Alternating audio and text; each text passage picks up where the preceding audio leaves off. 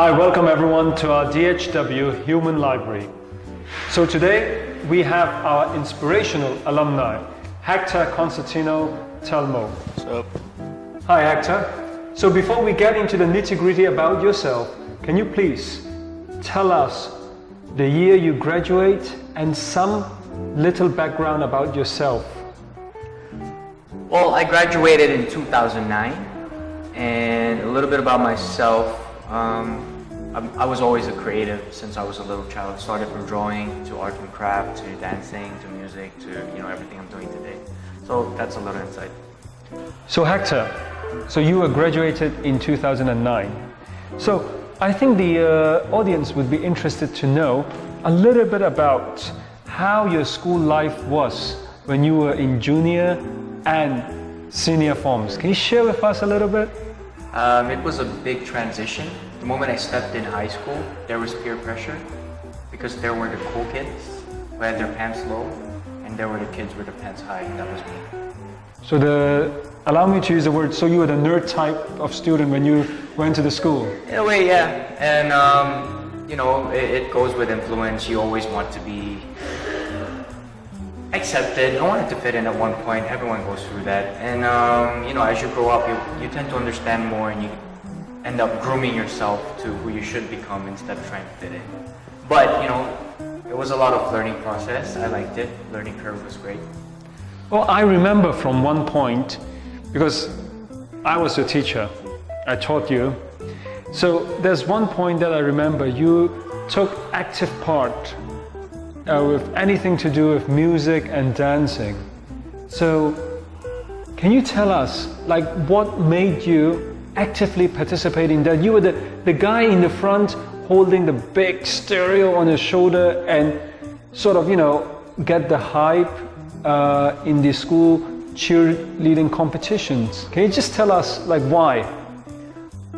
Besides cheerleading, there was rapping as well and multicultural, right? So I was just very competitive.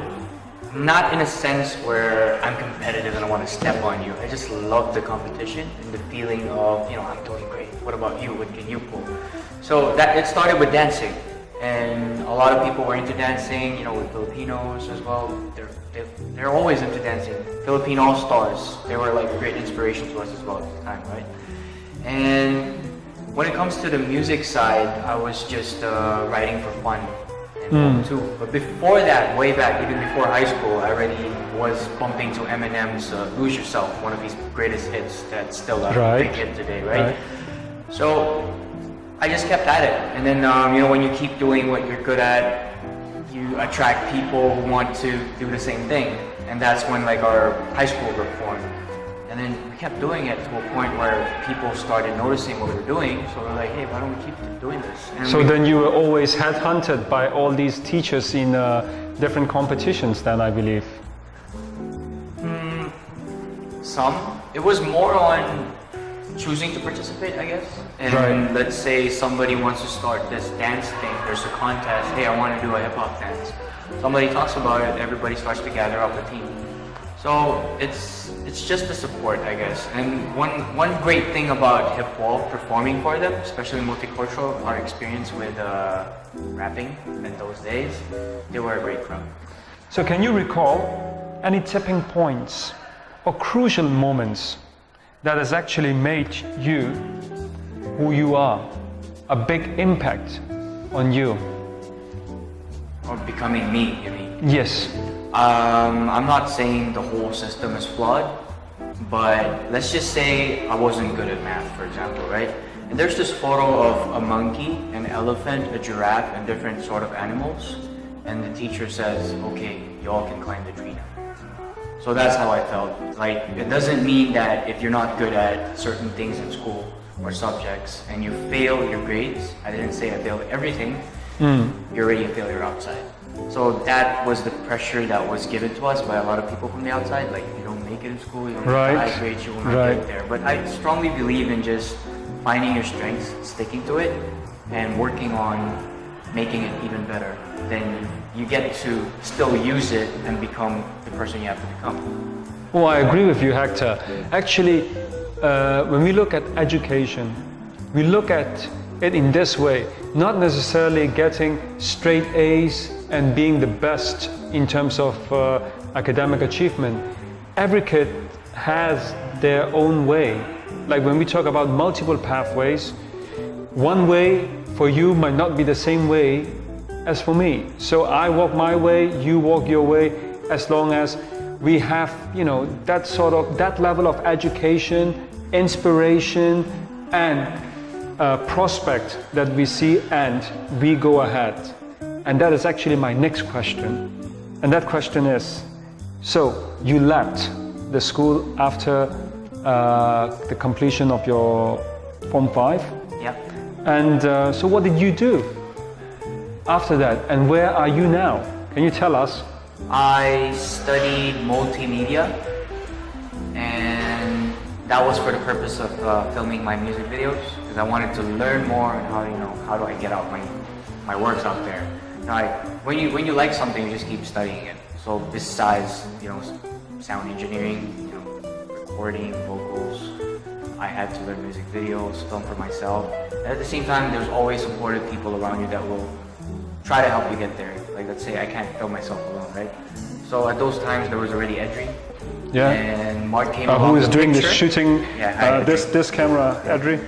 Yes. So there was Mark as well, came in the picture, was sitting next to me. Hey man, I want to learn video. So I taught him about 5% of what he knows, and 95% was learned by him. And that's when the brand happened. We had Without Eco Productions, so it was always freelance based, but there was a time where we were already almost at our prime, but it just didn't work out later. But now It's still running, and we still want to make something out of it, and I'm proud of Mart. He's now working for the NBA, right? So I'm glad teaching him at least 5%. And John Mangia as well, from Hip Wall, he was also our salesperson. He handled corporate accounts and hunting for business. That was that time when we were still together as the Big Four. So you Big Four, allow me to use this term, has actually strived for advancement despite adversity, which is our school motto. So obviously the success that you had, or the little success you had, there were a lot of bitter moments that obviously we would not know. But I'm sure it has helped you guys to grow and to continue to sail ahead. Now, there's one thing I know about you guys, like you had some group that you had, the musical group, and you had recently produced your own album. So what is that? Can you just tell us, and correct me if I'm wrong with any of these information? Well, previously we had a crew after high school. It was called DBENT, Dope Boy. So Dope Boy. Why Dope Boy? It just happened. Brian was like, hey man, I think we should call ourselves Dope Boys. I'm like, hey, dope sounds like drugs, but dope, man, like definition of potential elevation. I'm like, okay, we get it. So it's D stands for definition. Yeah. O. Of potential. P, potential, elevation. Okay, so it's pretty much an inspirational thing, like going up. Yeah. Okay, so it's not drugs that we are talking about. No. Okay, all right, clever. Yeah, so we end up making a crew, and everybody had strengths that others lacked. And Right. That's when we shared it with each other. So when it comes to let's say, being on stage right now with one of the ex-members as well, Mohit, who was formerly Amaze and now he's DJ Mojito. I work with him as a partner in music as MC/DJ, and we still make music together. So getting back to the stage presence, we call it being there as the seven spirits of the previous team. So, let's say, where do you see yourself in 10 years ahead? That's a very interesting question. A lot of people always ask me, and they say the best answer to that is actually knowing. But I'm the type of person who has a lot of strengths, and I focus on every sector. So I'm not going to tell somebody that I'm going to be this in 5 to 10 years time, because there's so much that I'm doing. And with all these things that I'm doing that are connected to a lot of dots and people that are trusted in the circle that I'm happy with, we'll connect more dots ahead. So besides answering who I want to be 5 to 10 years later, I think the best answer to that is to be successful. And successful can be determined in many ways, but I'll put it into a few ways. Happiness, right? Right. You're happy with everything, and maybe a millionaire. I'd be happy if I get there. There's a way to get there, but at least financially healthy, and my health, Right. and well-being, I can see that. and you know, the people that I can count with my fingers. That's all that matters to me. Right. Now, I'm sure, like when students are going to watch this video, they would have a lot of inspiration. And is there anything, like let's say, is there any quote or any famous saying, or there's anything that actually keeps you with the momentum that you are going on right now? For my advice, when you do something, just focus and keep on executing and do not stop, no matter what other people say. Because people can only talk, but you should only listen to the criticism that's constructive, that will help you grow. And the more you try to exceed your limits, the more people will criticize you. But when you exceed that, you learn how to control and get better. Then you try to exceed more. And no one's gonna give you what you want. You have to take it. You have to claim your prize, right? Michael Jordan, he got cut from the basketball team, right? But he still made it in the NBA. He became one of the NBA legends. And I also know somebody who was formerly just a DJ, started his events company, and then he started his own little bureau in Hong Kong. And now it's like more than one branch. It's already spreading around. So there's a lot of things you can do, and it's not that you don't have the money. People always think I don't have the money, but it's just telling yourself I don't deserve it.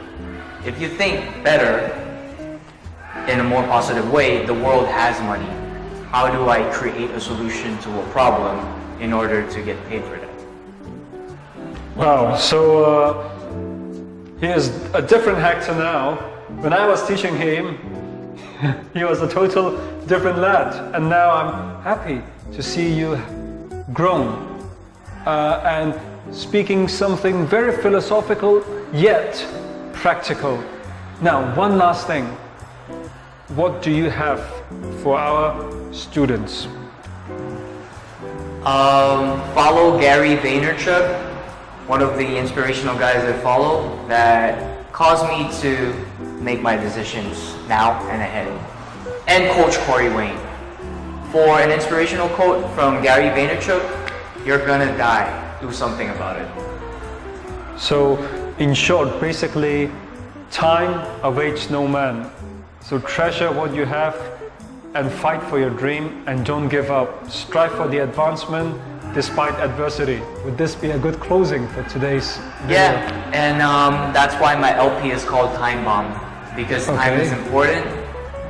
Every second counts. It's your money that you cannot get back. Your bank drains at the end of the day. The next day is a new bank. How you spend it is up to you. Well, thank you very much, Hector. So I'm sure, I learned a lot from you today, and I'm sure our viewers will learn a lot as well.